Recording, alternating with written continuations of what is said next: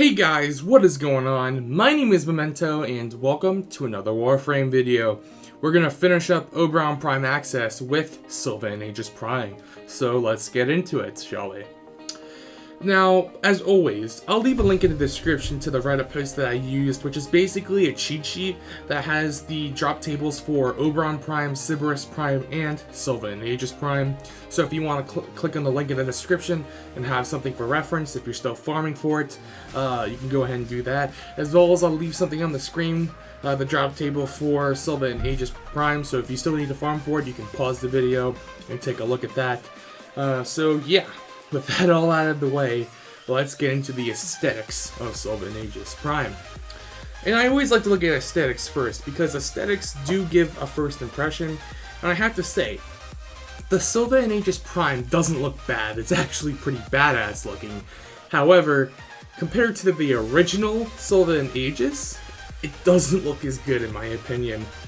Like, first, they changed it from a sword to a mace, and I believe that's because they want to keep the continuity with Oberon, or like give it a throwback, because the original Oberon, the regular Oberon, was released with Magistar, the mace, so I think they just wanted to do that as a reference to the Magistar, so he has a mace instead of a sword on the Silva and Aegis. So, you know, that's okay, you know, it doesn't really bother me. I think the sword would have been more fitting as he's a paladin, however, you know, it doesn't bother me too much. It still looks pretty awesome. The part that upsets me is the shield. While the Silva and Aegis Prime's shield does look awesome, it looks very tanky and bulky, which makes sense. However, just compare it to the original Silva and Aegis' shield, and it's just inferior. The original Silva and Aegis' shield was on fucking fire! That was awesome! Like, it's just like, wow, it's like, wow, just like your eyes are drawn to it, it's awesome. The Silva and Aegis Prime shield got a few flames off to the side. So, while it doesn't look bad, I will say that I prefer the original look better than the primed look. But again, it's not to say that the Prime version looks bad by any means. It's actually pretty awesome looking as well. But let's stop talking about Faction Frame and let's get into how it actually performs. We're going to take a look at the stats of the Prime version against the regular version, and you're going to see quite a big buff. You're going to get higher base damage, higher crit chance, higher crit multiplier, such as crit damage, higher crits, or higher crit status chance, higher status chance, significantly slower attack speed, I would say, from the original. I would say it attacks faster, however that's not going to matter much, and I'll get into that later. And the Prime version comes with 2 D polarities and 1 V polarity. And you know, in Warframe, it's the only time when people would ever say, why double Ds? Please, no double Ds. No other time in life would you say no to double Ds. And, you know, I think it's because they wanted, wow, I really think it's because they want, I was Mike Tysoning right there, but I think it's because they wanted people to play around with, you know, Drifting Contact and Guardian Derision, the D polarity mods, especially Guardian Derision, for blocking, because it's a shield you want to block. But I believe that's what they were going with, and I didn't have a problem with fitting my mods onto the Silva and Aegis Prime. I only had to forma once and add a potato, that's about it, and the build's great. So, with the Silva and Aegis Prime, you get high blocking effectiveness. Blocking can reduce up to 85% of incoming damage, and blocking increases both crit and status chance by 15%, up to 60% max for your next attack.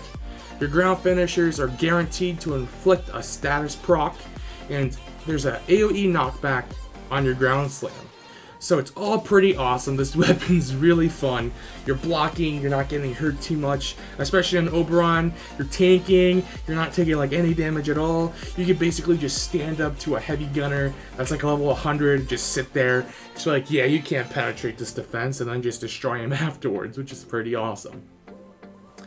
And with that all being said, you're gonna need a kick-ass build for this kick-ass weapon. And this build isn't special, but it is pretty awesome. So this is what I go with. So I go with the crit and status hybrid. It's nothing special. It's what a lot of people run. You know, the Prime pressure point, of course. Pressure point if you don't have the Prime version. Blood Rush and Drifting Contact for the crit. You know, the combo, the Wombo combo, those two always work together. Drifting Contact instead of Body Count because you're going to benefit more from the 40% status chance rather than the 2 extra seconds on your combo counter. So go for Drifting Contact. Berserker, of course, that's why the attack speed being decreased by quite a bit doesn't really hurt because you're going to be critting very quickly and you're going to have full Berserker speed pretty much instantly. So that doesn't really matter. Organ Shatter for the extra crit damage. That's very important because when you're critting, crit damage just, you know, increases your overall damage by a ton. Now you can put, I use Voltaic Strike and Virulent Scourge for corrosive damage. However, you can use any 60% status element combo mods that you want for the element that you want. And then finally, either True Steel or Guardian Derision. I use True Steel personally because I like the increase in crit chance off the get-go so you can red crit sooner. However, Guardian Derision is really good.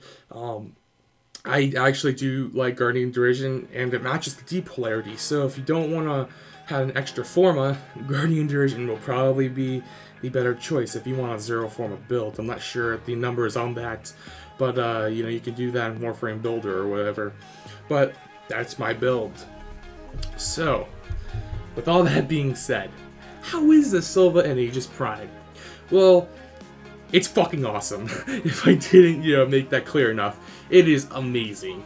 You know, you can, you know, defend, go on the offensive. The stance Final Harbinger is a lot better than, I believe it's 11th Storm or whatever. The Final Harbinger is the better of the two.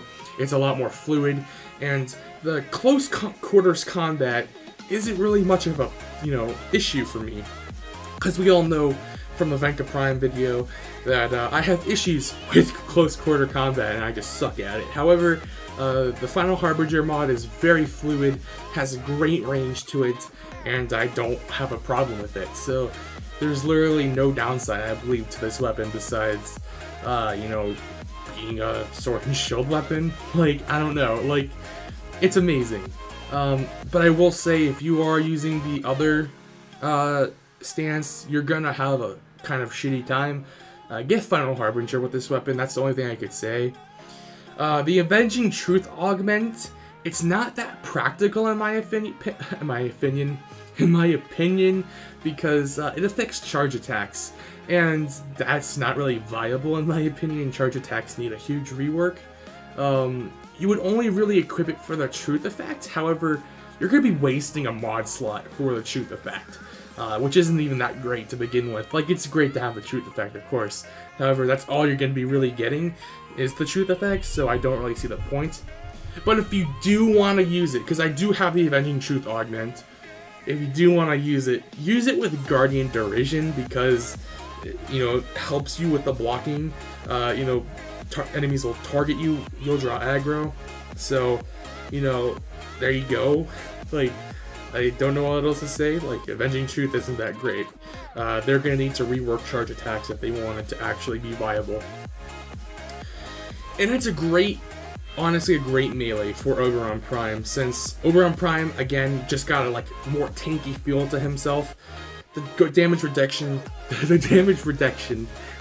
reduction while blocking is really fitting. You can really stand up to the bigger foes. That's what I tended to do a lot of the time, is just stand in front of like defense objectives and just block and like take a lot of damage. Like, not take a lot of damage, but take a lot of the aggro and just sort of, you know, hold my ground until I got overwhelmed. Then I would start to attack. But it is a great weapon to use and it's fun, and I definitely recommend picking it up as soon as you can.